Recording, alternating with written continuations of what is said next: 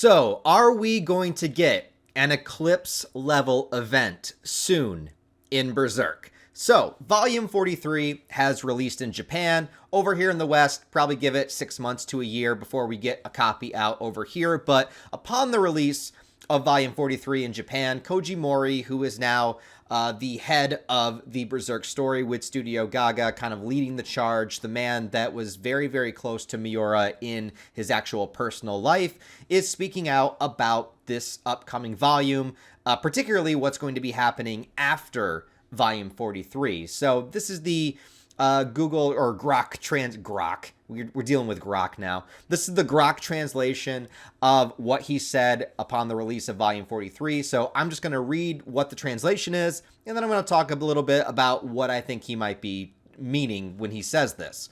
So he says, the cover image has been revealed. Gaga's work has always been truly amazing. Thanks to everyone's support, I'm somehow managing to move forward while battling anxiety. Real. This volume and the next volume's chapters were the parts that Miura struggled with and antagonized or agonized over as much as he did with the Eclipse.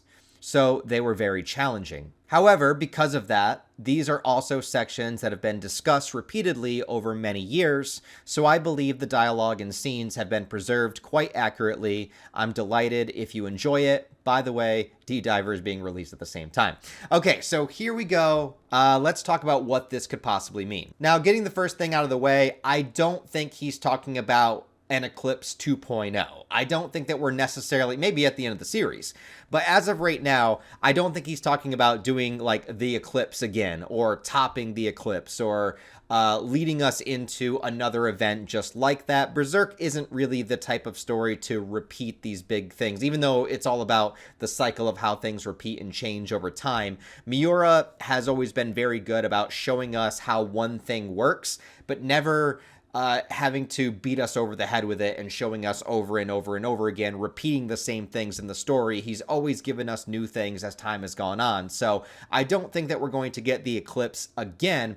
What I think he's talking about is just the stage of where we are in the story and what it's going to mean impacting everything that's going to come after it. The Eclipse, if we don't look at the specifics of the event, but what if we look at it as to what it means for the story, it is a huge pivotal changing point that puts Guts on a particular journey that he is still essentially carrying out to this day. It changes the status quo. It kills off characters. It gives us a twist that, even though we may have known it was coming, just completely pulls the rug out from under us, and nothing after it has ever or will ever be the same. It is the crux of the story. It is what everything pre-Eclipse built up to, and what everything afterwards has been a result of. It is the event of the story. It's the one that everyone remembers.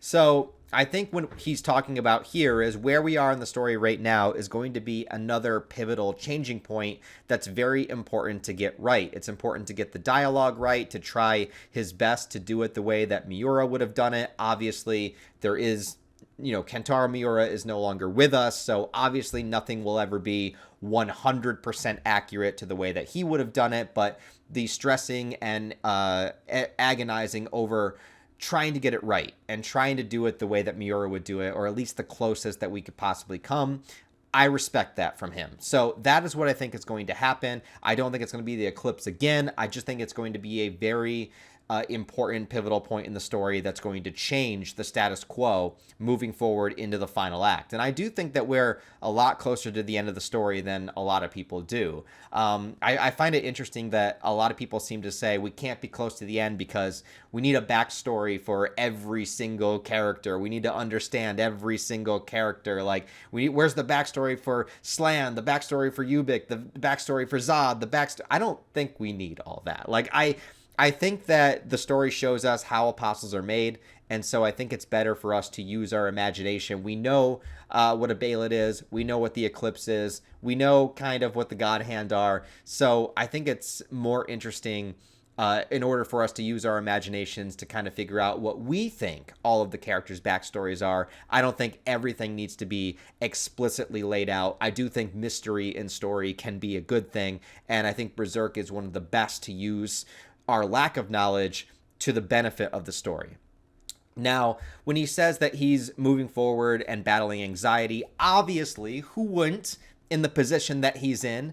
He is marked with a nearly impossible task to finish this long, sprawling, 30-year epic story that is arguably the best written manga or best written story ever made. And hey, now I got to come up with the ending, you know? It's like, obviously that would be hard for anybody, especially added to the fact that he was so close with Miura that he is trying to do honor and justice by Miura's name. Not an easy task whatsoever, and he also works on his own other stuff. And he also says that this stuff has been discussed repeatedly over many years, so obviously, probably as Miura is writing, he's got story points, he's got bullet points, he's probably got dialogue written out for stuff that he wouldn't get around to drawing for arguably the next 10, 15, maybe even 20 years. Like, I'm sure he has so many notes and so many things written down that just sprawl countless years and conversations that he's had over and over again trying to get it right. Definitely seems like a perfectionist, and that can come across when you read the story, where almost every little detail is tied in a way that it's a series where I think there's very, very little plot holes, if at any. Like, he's got this down, and now it's on Kouji Mori's shoulders to try to finish it out. I can't imagine. Plus all of like the hate and negativity and, you know, people complaining that it's not like Miura, which no shit. The man's not around. It's not going to be like Miura. No human being in the world could ever do it like Miura did. It's an impossible task. Stop asking for that. I'd say just let Mori do his best and let the team work as hard as they can and take their time to create the best ending that they could possibly give us. Will it be as good as the ending that Miura could have gave us? Absolutely not. But that's never going to happen. We got to deal. I mean, what is Berserk? It's a story about, you know, accepting that the past is never going to come back. Things are never going to be the same. We have to move forward. We have to grow. We have to evolve. We have to learn to cope with things that happen in our lives. Even if those things were not our fault, you know, we're still responsible for figuring out a way to manage, deal with them, push forward, persevere, and grow stronger. That's what the story means to me. And that's what we all have to do. Now, what could be this pivotal Eclipse-like moment? I mean, I think that it definitely coincides with Guts going alone into the stupa that I'm sure has mystical properties of some sort. What will happen to him? Will he be tempted? Will he, succumb to the beast of darkness? Will he be enlightened in some way? Will there be some kind of quote unquote power up? Will he be separated from the group? I mean, all of these things could possibly happen. I've always said that I kind of want them to have a similar kind of parallel to when Guts was in Goto's cave and he had that conversation with the Beast of Darkness and basically saying that he's never going to leave Kasuga again, his new conviction to find her, get her healed, and everything that happened with that. I'd like to see a parallel to that.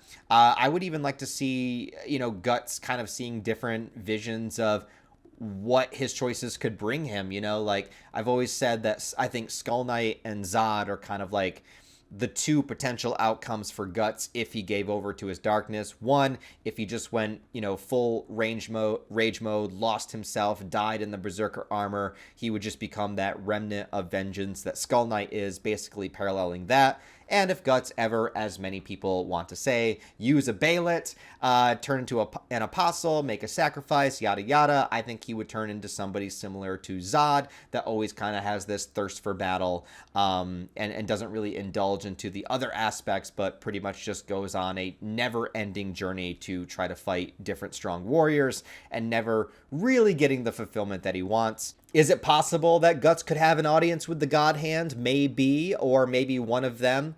One of the inconsistencies that I feel like has happened with the newer chapters is that when we got the attack with Rakshas and all the trolls and everything in the Kushin village, Daiba said that he senses that this power is coming from something very specific, and it seemed like it was alluding to maybe a member of the God Hand. Maybe it was kind of like similar to Slan from before, but then it sort of just dissipated away. And so maybe this stupa has some sort of, ability or access into a part of the astral world where Guts could actually interact with these characters. I don't really know. And I'm excited to find out. There's so many things that it could be. There's so many things that it could mean. And like Mori is saying, it's something that's important to get right. Now, one thing that I find interesting too is that Young Animal has already announced that Berserk Volume 44 is going to come out in 2027. And this is consistent with what we've got so far, because if we look at the last 2 volumes that came out, so it seems like they are trying to release a volume every other year. And they're probably going to try to keep up to that consistency until the end. With that, we have about 9 chapters, I think, in both. 1, 2, 3, 4, 5, 6, 7, 8, 9. So that's still only a consistency of 3 to 4 chapters a year, but it's a consistency nonetheless. It is a pattern. So we have 2 volumes every other year, and with 9 chapters apiece. So if that is the consistency, then we're going to get the next one. Came out in Japan in 2025. It'll be 2027 in Japan. 2 more years, we'll get volume 44. So the question really then becomes, if they keep this consistency, how much longer of the story do we have? Now, I've always theorized it's going to be around 50 volumes long. My only justification for that theory is that I feel like the dead center point of the story is when Guts gets the Berserker armor, which is volume 26. So that's like right around the halfway point of 25. I have no other justification. It's purely just fan theory. In that case, with this consistency, that means we would have 7 volumes left.